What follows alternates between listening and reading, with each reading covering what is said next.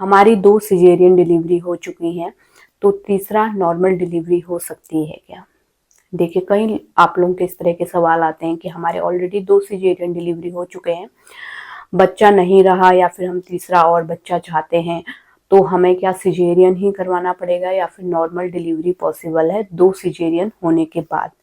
तो इस वीडियो में डिटेल में जानेंगे। काफ़ी हेल्पफुल वीडियो आप लोगों के लिए हो सकता है, क्योंकि इस तरह के आप लोगों के काफ़ी सवाल आते हैं कि नॉर्मल डिलीवरी पॉसिबल है या नहीं सिजेरियन डिलीवरी के बाद।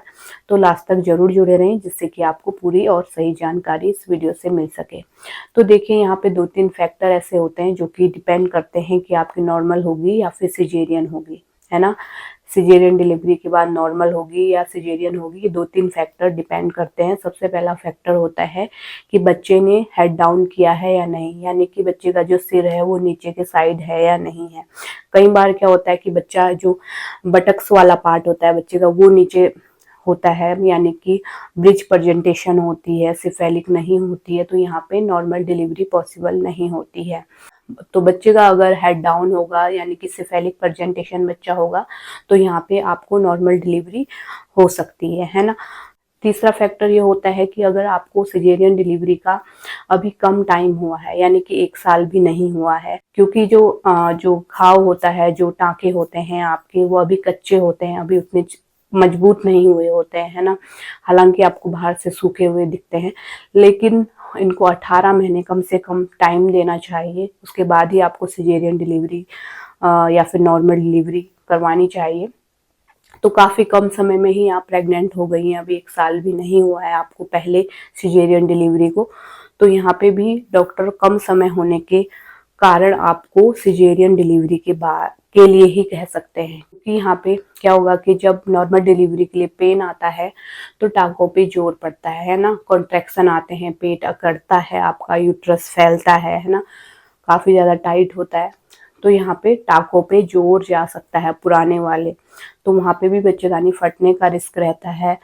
तो इस कारण भी आपको सिजेरियन डिलीवरी के बाद दोबारा सिजेरियन के लिए कह सकते हैं, नॉर्मल डिलीवरी यहाँ पे नहीं होगी। इसके अलावा लास्ट में एक और चीज़ डॉक्टर आपका देखेंगे, चौथा, कि आपका नीचे का रास्ता अच्छे से खुला है या नहीं खुला है, या फिर आपकी नीचे की हड्डी जो है वो छोटी तो नहीं है ना।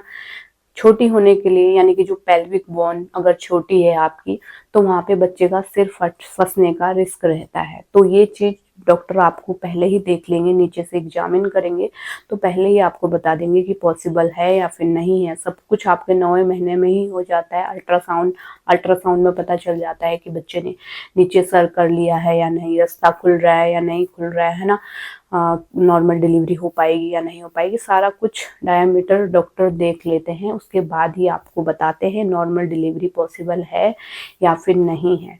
तो ये 3-4 चीज़ें डॉक्टर देखते हैं, उसके बाद ही डिसाइड करते हैं कि नॉर्मल डिलीवरी होगी या फिर नहीं होगी। तो मुझे लगता है आप समझ गए होंगे।